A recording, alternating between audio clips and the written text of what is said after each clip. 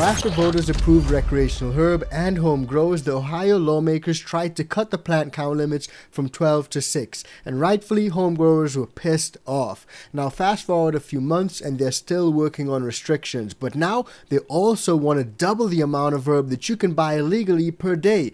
But are folks actually buying legal herb, or are they just growing their own? Let's check in with Ohio to see what went down on 420, which literally is just last month. At 10, Cincinnati celebrated its first 420, an unofficial holiday since recreational cannabis was legalized in Ohio.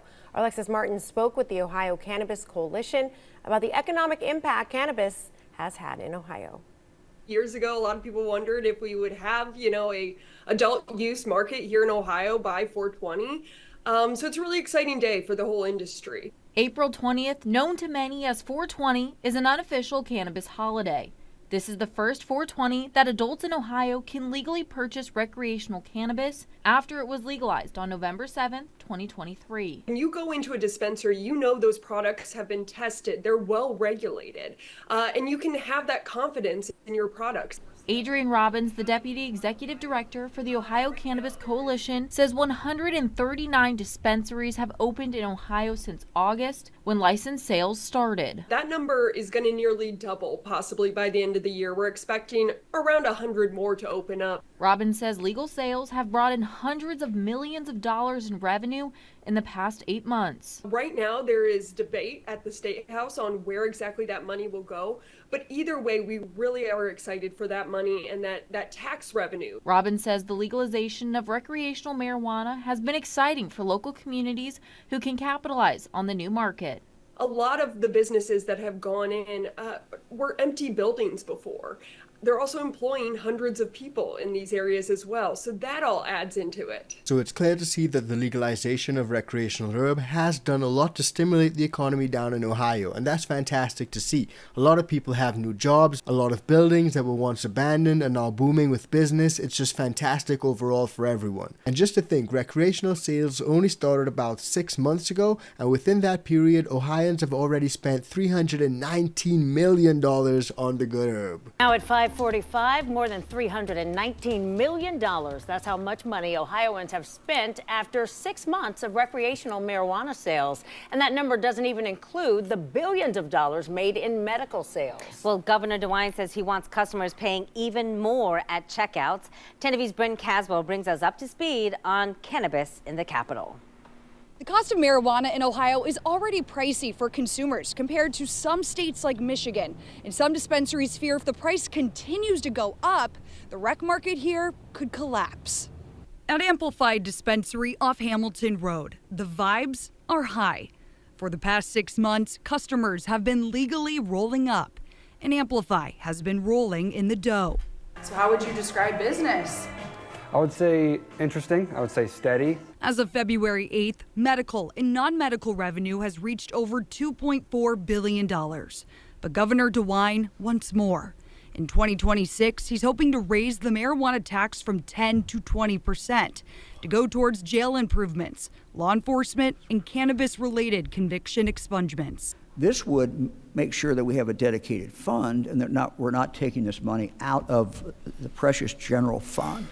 In Ohio, the average cost of flour per ounce is $192.40.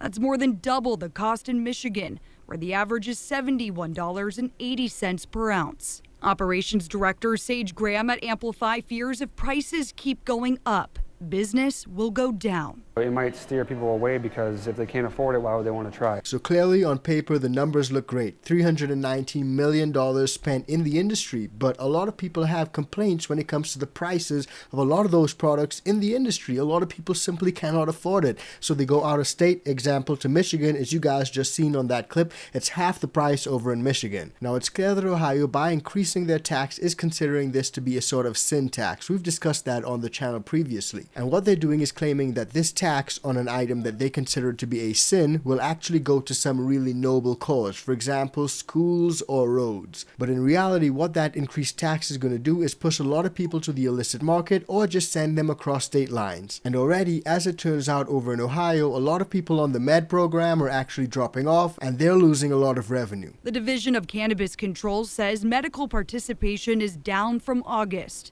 In 6 months, the program lost 35,000 patients, but medical sales still make up 86% of revenue. If taxes do rise, Graham hopes it revives the state's medical program. I think they'll see more value in getting a med card because there's more discounts there. It's got to find the happy medium of supply and demand, but also want to make sure we're taking care of our patients and our customers. The Ohio House Finance Committee is currently conducting hearings for Governor DeWine's proposed budget, which includes possibly raising. Now, a lot of those changes that are being proposed in Ohio are still being debated, and we're going to break that down for you guys in a bit. But before we do, just a quick reminder, if you're getting value from this video, please do like, share, and subscribe to the channel. And if you want to support us further, join the ICANN VIP Bean Club or just buy us a cup of coffee. Now, like I said earlier, Ohio is more than doubling the amount of herb that adults can legally buy per day. And that sounds great, but it got me wondering, the amount of herb that adults can legally buy per day. There's obviously some sort of incentive or some sort of kickback that the government will be doing to allow this increase in the amount of herb that people can buy per day. And you guys just heard Governor DeWine say it himself. He wants more taxes. He wants more money to come in. And he's going to use that money for all types of stuff. Now, having a closer look at this article, and I quote, effective June 4th, adults will be able to buy up to 2.5 ounces of flour per day, a significant increase compared to the current daily transaction limit of just 1 ounce. But I found this pretty interesting as it also goes on to say, and I quote, at this time when calculating 2.5 ounces of plant material, the only approved form that may be applied to the 2.5 ounces of plant material is dried plant material for vaporization. Now, some of these changes come as Ohio lawmakers consider controversial legislation to significantly alter the state's voter-approved legislation law, which is drawing sharp criticism from advocates and stakeholders. So it seems to me that they're allowing you to buy more, but once you buy more, they profit more, and that's the only reason that they're increasing the daily limit. You gotta stay focused on where the money's going, guys, and for this one, it's pretty clear to see. Now, as the lawmakers push for some of these revisions and the changes when it comes to the good herb,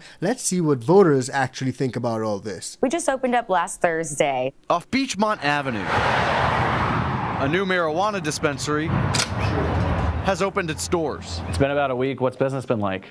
Starting to pick up. In Ohio, it's a booming business. The State Department of Commerce says as of this week, more than $346 million of recreational marijuana has been sold since August. It's getting really exciting in here. Floor lead Caitlin Duffy says employees are up to speed on the ins and outs of what they need to know. Like edibles. But what they just learned may soon change. It is nonstop frustrating. Wednesday, Ohio State senators passed a bill that would revise the state's existing marijuana laws.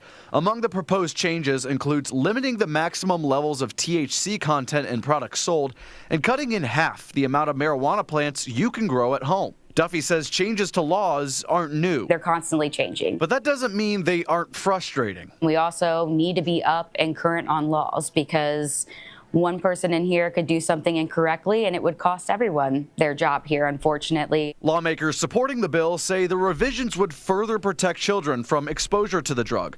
Some are concerned about marijuana advertisements appealing to kids. We do not want anything to do with marijuana being attractive to children. It really isn't anything that would necessarily entice kids. Voters like Julie Tolliver are questioning why lawmakers are changing what voters wanted. Are you as a voter frustrated? Absolutely. I feel like it's pushing things in the wrong direction. While the bill wouldn't increase sales tax on the drug, Governor Mike DeWine has proposed doubling marijuana sales tax. Tolliver says she finds it all very irritating. Oh, well, we listened to you and we cut it from, we're not going to change the revenue.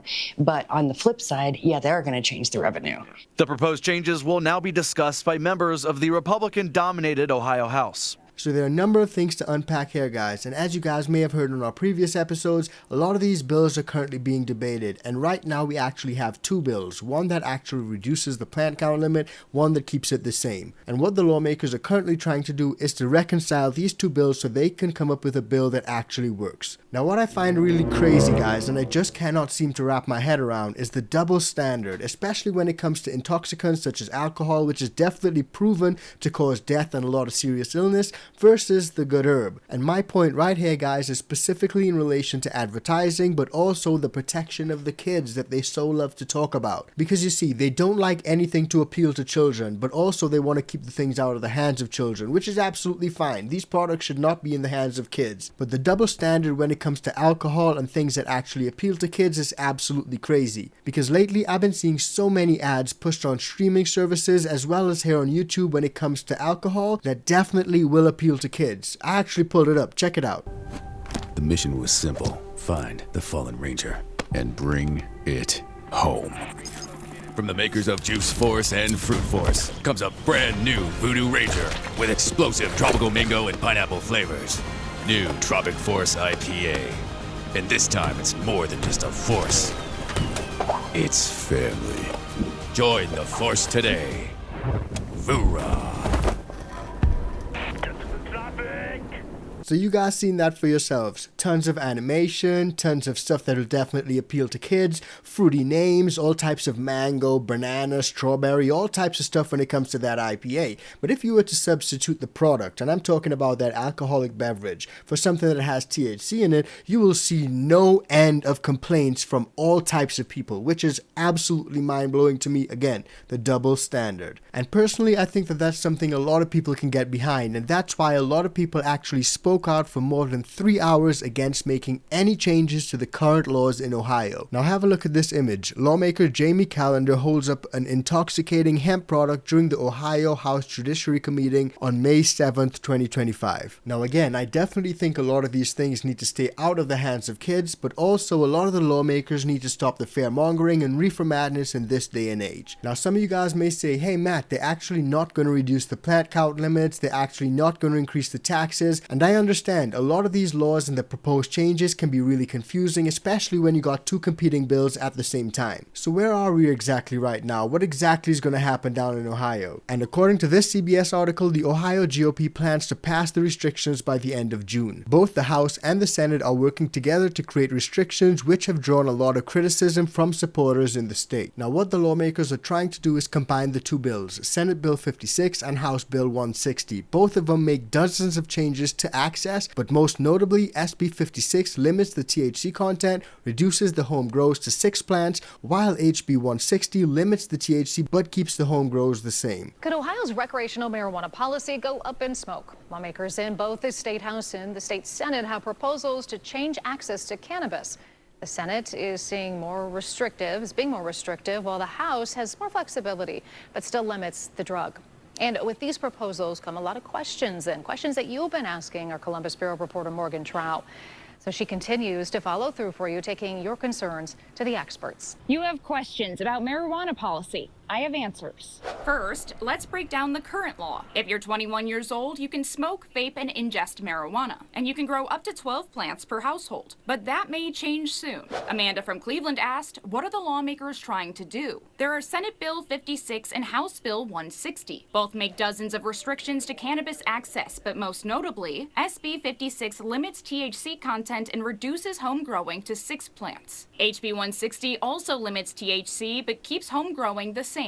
Marty from the Sandusky area commented, wondering why the lawmakers are even making these changes. Problems that are caused by more marijuana being available in a community. We're going to have more crime. We're going to have more addiction problems. What are you basing that on? Really? The more alcohol is available, the more people drink, and the more bad behavior results. And that's what happens with marijuana and other substances that cause people to think poorly. But marijuana law professor Jonathan Adler corrected House Speaker Matt Huffman. Certainly don't see evidence of significant negative effects on crime or increases in crime that some people fear. And there's some evidence that suggests at least some sorts of crime may in fact decline. It appears to reduce highway fatalities, appears to reduce some types of violent crime. So it's clear to see that lawmakers have their finger on this issue, and some of them want to ban everything, some of them prefer a regulated system. But the multi-million-dollar question is, are they going to come to some sort of consensus, some sort of agreement where they can actually reconcile the two bills and make some sense out of it? HB 160 also limits THC, but keeps home growing the same. Have you reached some sort of agreement or What's that look like? Stay tuned. We are going to address, a desire in the caucus to have low-dose drinks, and I think that there are going to be some adjustments on the criminalization side that should hopefully address some of those concerns.